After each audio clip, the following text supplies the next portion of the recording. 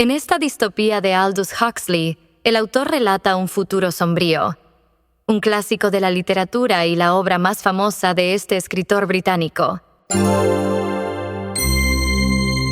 El Bibliotecón presenta Un mundo feliz. Capítulo 1. El Centro de Incubación y Acondicionamiento. Los jóvenes universitarios ingresaron al Centro de Incubación y Acondicionamiento de Londres, un macizo edificio gris. Había un cuarto enorme con luz tan blanca como las batas de los 300 trabajadores enguantados. Todo debía estar perfectamente limpio y en silencio. Era la cámara de fecundación. El director de incubación y acondicionamiento, que guiaba a los visitantes, era alto y delgado. Los jóvenes alfa, ya universitarios, visitaban la institución para conocer la ciencia del momento. Era un privilegio para ellos ser guiados por el propio director. Él les explicó que en las incubadoras de esa sala estaba la provisión semanal de óvulos a la temperatura de la sangre. De allí saldrían innumerables seres que formarían las nuevas generaciones. Había alfa, beta, delta, gamma y épsilon en potencia, a quienes 36 horas después se les sometería al procedimiento Bokanovsky. Este procedimiento consistía en hacer que el óvulo se reprodujera y se segmentara. Un solo embrión se reproduce para obtener 96 seres humanos iguales, de talla perfecta. Eran hombres y mujeres obtenidos en serie. De hecho, todo el personal de una fábrica podía provenir de un solo óvulo bokanovskificado. En ese momento entró en la sala Henry Foster y los estudiantes y el director lo siguieron al sótano, donde hacía calor y la luz era casi roja, como las que se emplea para revelar películas fotográficas. Cada grupo, explicó, tiene características y destinos muy claros. Los alfa, por ejemplo, son los encargados de las labores intelectuales. Los delta, vestidos de color caqui, dedican su vida a trabajar en las fábricas. A los épsilon, vestidos de negro, se les destina a los trabajos manuales y son los menos inteligentes. Cuanto más baja es la casta, el cuerpo requiere menor cantidad de oxígeno y, por tanto, su esqueleto es menos desarrollado. Para concluir su visita a esa sala, el director les dio un consejo. El secreto de la felicidad y la virtud consiste en amar lo que hacemos, es decir, el destino social que nos corresponde y del que no podremos ni querremos librarnos. Capítulo 2. Los delta y los libros. El grupo se dirigió a los cuartos de los niños. Las trabajadoras, vestidas de blanco, colocaban floreros con rosas y libros abiertos en el suelo de la sala. De una especie de cunas jaulas trajeron a los bebés delta de 8 meses, todos exactamente iguales y vestidos de color caqui, que gateaban felices hacia los hermosos libros. Se oían gritos de alegría, murmullos y ronroneos de placer. El director esperó a que estuviesen todos alegremente entretenidos para dar una orden. La niñera mayor bajó una pequeña palanca. Sobrevino una violenta explosión, silbó una sirena y unos timbres de alarma sonaron enloquecedores.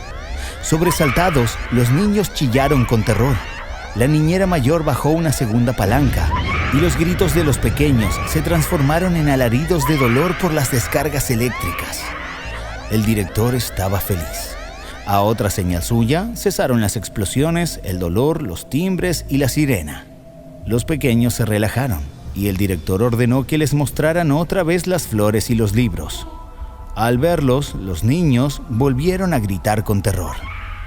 El director dijo a los estudiantes que de esa forma los deltas no querrían saber nunca de libros ni de flores, porque todo eso les recordaría los sonidos estridentes y el terrible dolor. Esta lección se les repetiría unas 200 veces más, y así solo se dedicarían a trabajar en las fábricas. En otra sala aprendieron cómo era la enseñanza durante el sueño, o hipnopedia. Vieron una larga hilera de niños profundamente dormidos, mientras escuchaban un murmullo constante que salía de unos altavoces. El Nilo es el río más grande del África y el segundo del mundo en longitud. Al día siguiente se les preguntaba, ¿cuál es el río más grande de África? y ellos repetían lo que habían escuchado durante el sueño. Después, llegaron a un dormitorio que tenía las ventanas cerradas. 80 camitas se alineaban a lo largo de la pared. Era el momento de la hipnopedia para los beta. Los niños gamma visten de verde, Decía la voz suave. y los epsilon son demasiado tontos para aprender a leer o escribir. Además, van de negro, que es un color antipático. Qué contento estoy de ser un beta. Los niños alfa van de gris. Trabajan mucho más que nosotros porque son muy inteligentes. Somos mucho mejores que los gamma y los delta. Los niños delta visten de caqui. No quiero jugar con ellos. El director explicó que esa lección se les repetiría 50 veces antes de que despertaran, 3 veces por semana, durante 30 meses, hasta que quedaba grabada en ellos para toda su vida. Capítulo 3. Los plumerazos de la historia. Era la hora del recreo en el jardín. Los alumnos observaron con ternura los juegos de los infantes, y el director les recordó que anteriormente los juegos no permitían que aumentara el consumo y la sociedad económica no avanzaba. Además, esos juegos requerían de la imaginación del niño y eso no era conveniente. De pronto, se les unió un extranjero de mediana estatura y ojos agudos. Era el inspector de la Europa Occidental, su fordería Mustafa Mond, uno de los 10 inspectores mundiales. ¡Qué suerte tenían los estudiantes! El inspector les recordó la hermosa máxima de nuestro Ford. La historia es una paparrucha. Agitó la mano como si con un plumero quisiera borrar las ciudades antiguas, los héroes, los conciertos y las grandes obras de arte. Traten de imaginarse, Dijo Mustafa Mond. lo que era el mundo antiguo, lo que era tener una madre o una vida en familia. La gente vivía en un hogar que consistía en unos cuantos cuartos pequeños donde se amontonaban un hombre, una mujer periódicamente embarazada y varios niños de diversas edades. Ahora sabemos que todos pertenecemos a todos, Dijo Mustafa Mond recitando un proverbio hipnopédico, mientras algunos estudiantes contenían las náuseas al imaginarse a la madre. Madre, monogamia y romanticismo solo provocaban que esos hombres estuviesen locos y fueran desgraciados. Su mundo no les permitía ser felices. Ahora todos somos obedientes y estamos satisfechos. Gracias a la hipnopedia y al sistema de castas, cada persona se encuentra entre sus iguales y actúa como debe ser para que todo funcione bien. Otro hecho importante fue destruir los monumentos históricos, los museos y los libros, porque no se consume gran cosa cuando uno lee o visita galerías. También vencimos a la vejez. A los 70 años tenemos las mismas fuerzas que a los 17. Antes los viejos pensaban y estaban llenos de enfermedades. Hoy los ancianos trabajan, se divierten y no tienen ni un momento libre para pensar. Además, contamos con el soma. Medio gramo es equivalente a medio día de descanso. 1 gramo a un fin de semana. 2 a un viaje magnífico.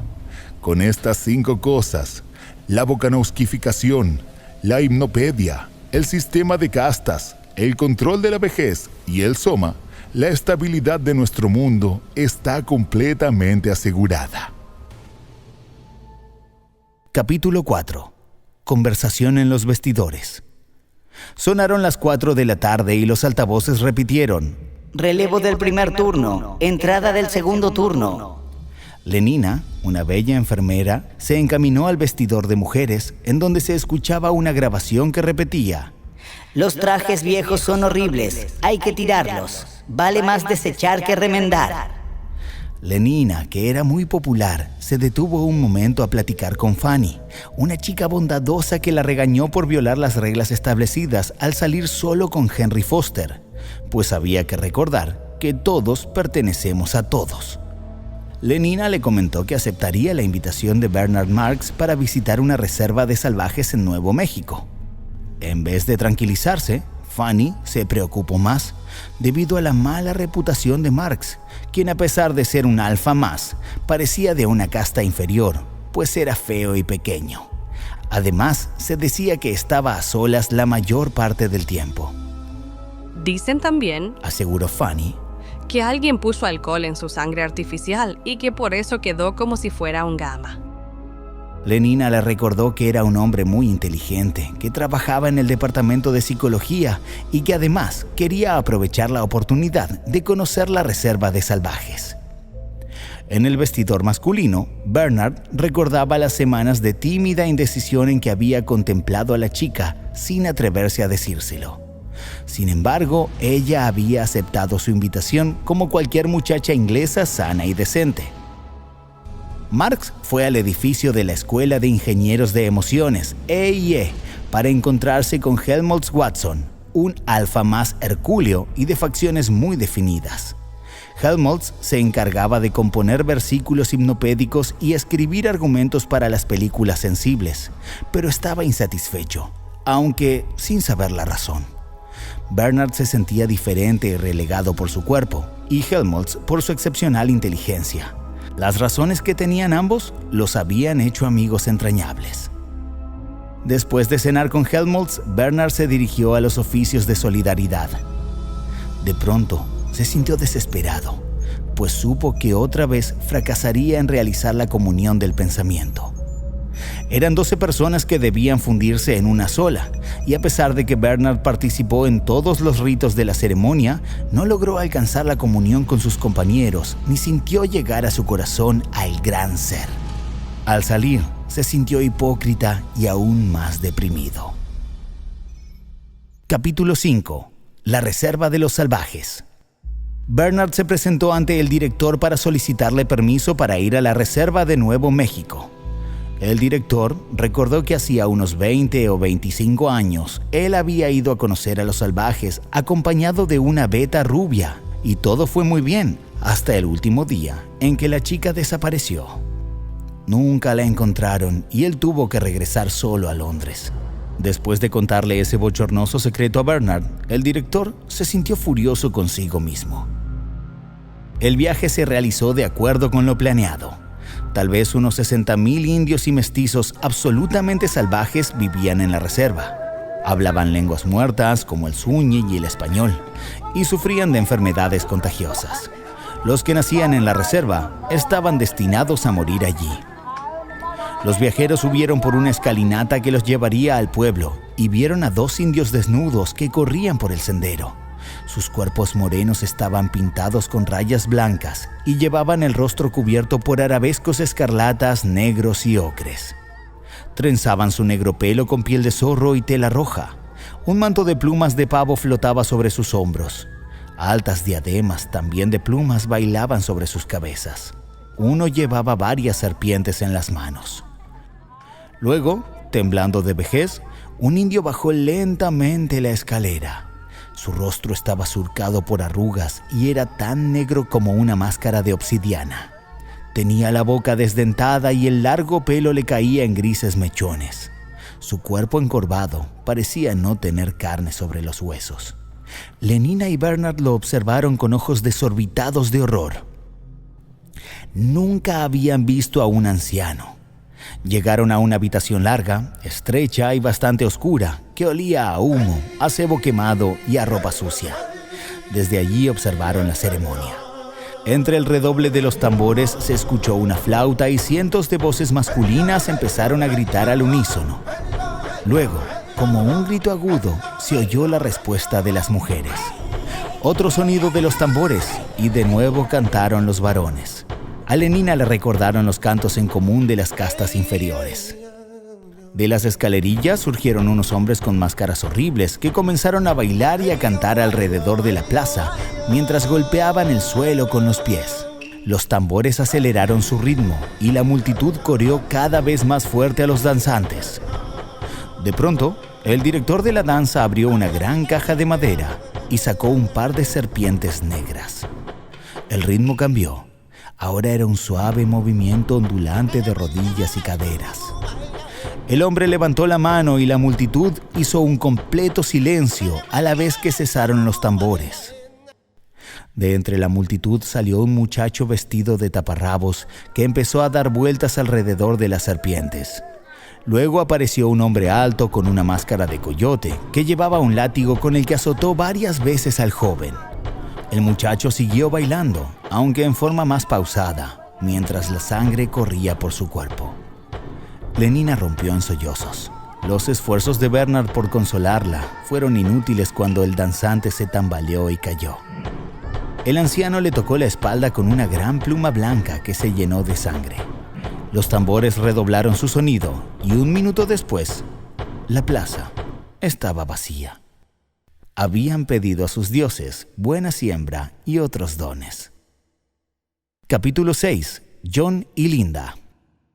De una habitación interior salió un joven rubio con los cabellos trenzados. Sus ojos eran azul pálido. «Buenos días», les dijo. «Ustedes son civilizados, ¿verdad? ¿Vienen de allá lejos, del otro lado de la reserva?» Bernard y Lenina estaban atónitos.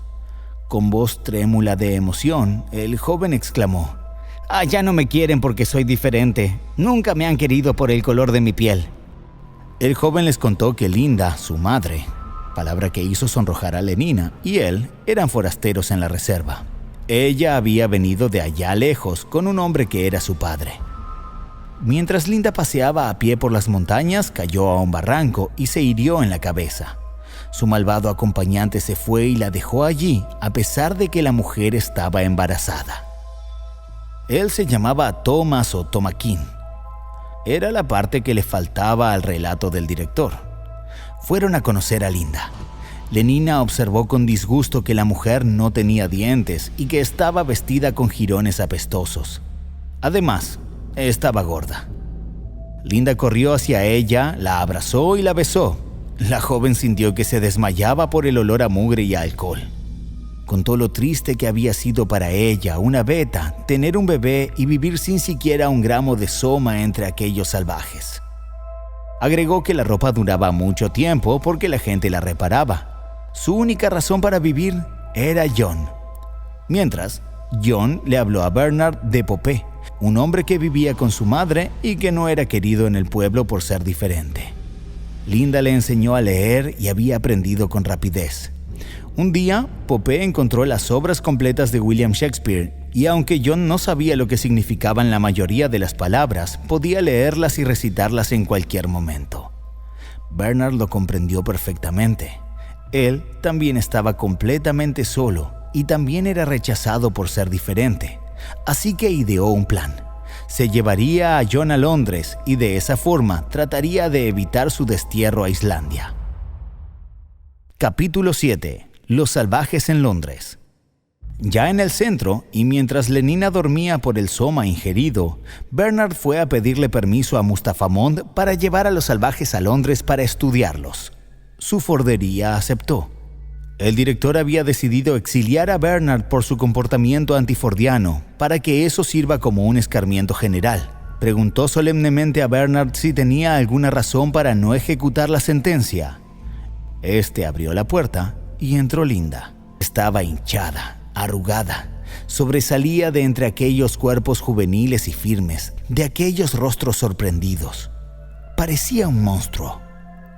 Se acercó al director y le reclamó la forma en que se había comportado con ella en la reserva 20 años antes. El director trató desesperadamente de huir de allí, pero Linda no lo dejó. Los empleados emitían un murmullo de horror que se convirtió en pequeños aullidos de angustia cuando Linda gritó que había sido madre. John cruzó rápidamente la sala y cayó de rodillas ante el director, llamándole «¡Padre!». El director no soportó más y salió corriendo de la sala. Ese mismo día presentó su renuncia. Todos los alfa de Londres ansiaban ver a John. En cambio, nadie deseaba ver a Linda, pues su cuerpo estaba muy descuidado. Linda solo quería que le dieran soma para estar en vacaciones eternas. Como ya estaba muy deteriorada, los médicos y el mismo John aceptaron. Al salvaje, como le llamaban a John, solo era posible verlo por medio de Bernard, y la gente dejó de hablar de sus excentricidades, de su físico y del alcohol en su sangre artificial. Él se ensoberbeció y se volvió insoportable. Mustafa Mond consideró que era necesario darle un castigo para que no continuara diciendo que él no seguía las reglas establecidas. Bernard llevó a John a recorrer infinidad de sitios, pero el salvaje no se mostraba especialmente interesado en nada. Más bien, todo eso empezaba a hastiarlo. Capítulo 8. La muerte de Linda. Una noche, Bernard llevó a mucha gente importante a conocer a John, pero este no abrió la puerta. ¡Ay, Yatakua!, gritó John, quien solo en Suñi podía expresar lo que sentía al saberse tratado como un monstruo de circo. ¡Hani! ¡Son eso, Tsena! La impaciente concurrencia insultó a Bernard y se marchó. Lenina, en un rincón, tenía una sensación de horrible vacío. Se daba cuenta de que estaba profundamente enamorada de John y no sabía si sería correspondida. Bernard, que ya no vivía una felicidad engañosa y había vuelto a ser el mismo, recuperó a otro amigo, Helmholtz Watson, quien le otorgó su amistad sin reproches. Helmholtz había encontrado la paz a través de la poesía, aunque publicar sus escritos le provocó problemas con las autoridades. Él y John se entendieron enseguida, y eso ponía un poco celoso a Bernard. Una tarde, Lenina decidió buscar a John, quien le recitó unos versos de La Tempestad de Shakespeare. Amada Lenina, cumbre misma de lo admirable, de cuanto precioso hay en el mundo, digna. Oh, tú perfecta, tan perfecta y sin par, creada solo de lo mejor de cada ser. Pero luego la rechazó con violencia. Lenina no comprendía lo que pasaba. Ignoraba que John solo repetía lo que había aprendido en su libro. Después, John fue a visitar a su madre al hospital de moribundos, en donde ella agonizaba rodeada de todas las comodidades modernas. John desconcertó a la enfermera al preguntarle si había alguna esperanza de que Linda no muriera aún, pues era su madre y él la quería. La enfermera se durmió. El joven lloraba, pero unas vocecillas lo obligaron a abrir los ojos. Era una muchedumbre de gemelos de 8 años bocanauskificados que se apretujaban entre las camas, se subían a los moribundos, curioseaban y les hacían muecas a los enfermos. Iban allí para ser condicionados, para que consideraran a la muerte como un proceso fisiológico tan natural como dormir o comer. Linda despertó e hizo un desesperado esfuerzo por llenar de aire sus pulmones, pero fue inútil y murió. El salvaje salió de allí desconsolado. Capítulo 9. La libertad de los Delta. Al salir del ascensor, John iba completamente abstraído por la muerte de Linda cuando vio a los hombres Delta que hacían fila para recibir su ración de soma. Se sintió disgustado a ver aquel enjambre de seres idénticos y carentes de voluntad propia. ¡Alto!, gritó el salvaje. ¡No tomen esa horrible droga! ¡Es veneno para el alma y para el cuerpo! ¡Tiren todo ese horrible veneno! Aunque los Delta no comprendían lo que sucedía, sí sabían que no recibirían su dotación de soma y se enojaron. Un colérico murmullo se alzó de la turba. Bernard y Helmholtz habían vuelto del trabajo esperando hallar a John, pero no había rastros de él hasta que alguien les avisó que John se había vuelto loco. Cuando entraron al hospital, oyeron la voz de John preguntando a los Delta si no deseaban ser hombres libres. Para eso, dijo, era necesario despedirse del soma, y a puñados tiró las cajitas que lo contenían. La turba caqui permaneció silenciosa, petrificada, viendo con horror aquel audaz sacrilegio. Bernard y Helmholtz lo veían y se decían que los Delta lo iban a matar. Sin embargo, Helmholtz corrió a su lado y le ayudó a lanzar el veneno a puñados por la ventana. Bernard se quedó pegado a la pared, tratando de que nadie lo viera. Los Delta se lanzaron furiosos contra esos hombres que destruían lo que más les importaba. La lucha se volvió encarnizada. Llegó la policía, implantó el orden y arrestó a los 3 amigos. Capítulo 10. Islandia. Los amigos fueron conducidos al despacho del inspector Mustafa Mond. Saludó a los 3 de mano, pero al hablar se dirigió a John. Así que no le gusta mucho la civilización, Mr. Salvaje, ¿verdad? El salvaje estaba decidido a mentir, a fanfarronear, a encerrarse en el silencio, pero se tranquilizó por la inteligente simpatía del rostro del inspector, quien exclamó sonriente: A veces 1000 sonoros instrumentos acarician mi oído, otras 1000 voces. Shakespeare, La Tempestad. El rostro del salvaje se iluminó con un súbito placer y le preguntó si también había leído a Shakespeare. Mostafa Mond lo admitió porque estaba obligado a conocer todo. A John se le ocurrió reescribir a Shakespeare de acuerdo a los preceptos de los nuevos tiempos. Helmholtz dijo que ese era el camino que él tanto había buscado y por fin había encontrado. Pero Mostafa Mond les recordó que no se podían escribir tragedias en una sociedad tan estable como la suya. En este nuevo mundo todos eran felices, así que esa escritura dramática no se necesitaba. El inspector les dijo también que, por desgracia, debido a todo lo que habían pasado y a lo que sabían ahora, era necesario enviarlos a Islandia. Bernard no quería irse, pues se negaba a ser castigado. Mostafa se rió y les comentó que en realidad era un premio, pues los mandarían a un lugar donde hallarían la compañía de los hombres y mujeres más interesantes del mundo, con personalidad e ideas propias que les impedían adaptarse a la vida en sociedad. El salvaje le preguntó a Mostafa por qué él no se iba a la isla. El inspector explicó que él también había pasado por lo mismo que ellos.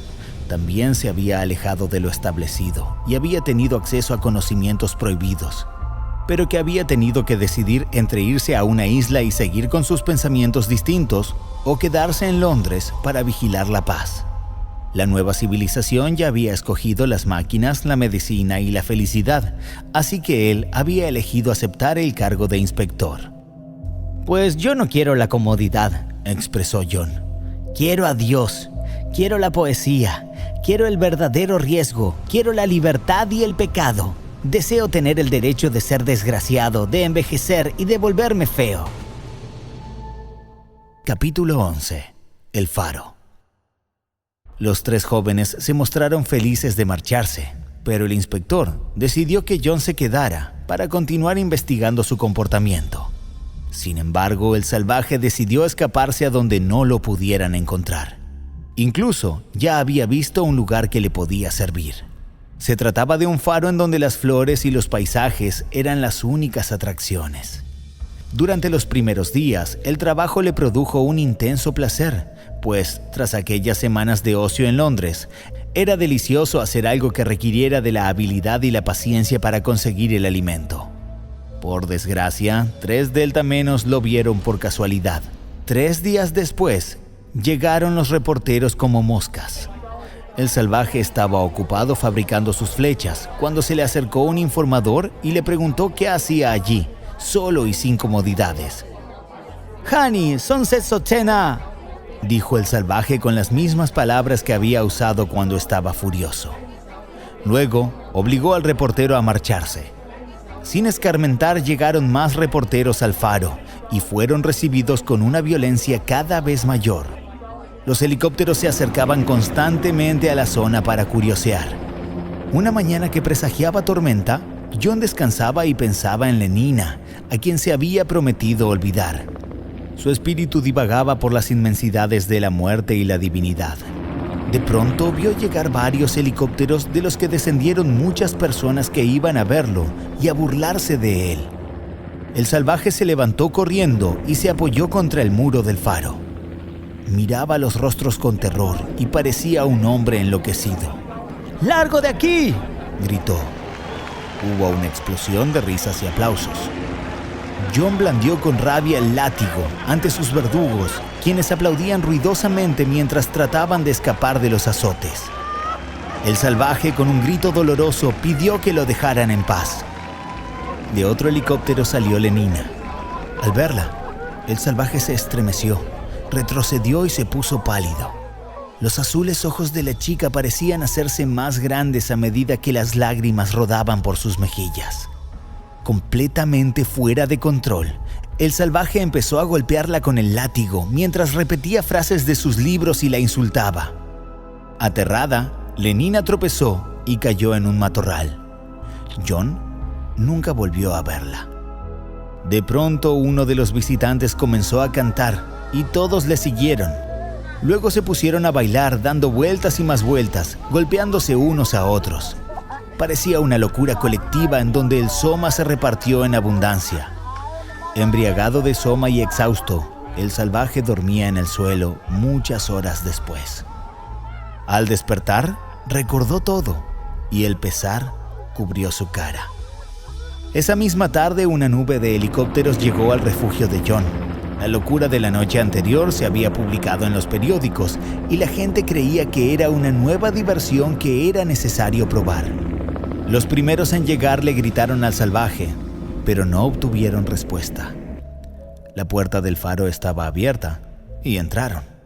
En la parte superior de la escalera, vieron un par de pies que colgaba y giraba lentamente. John había puesto fin a su desdichada vida.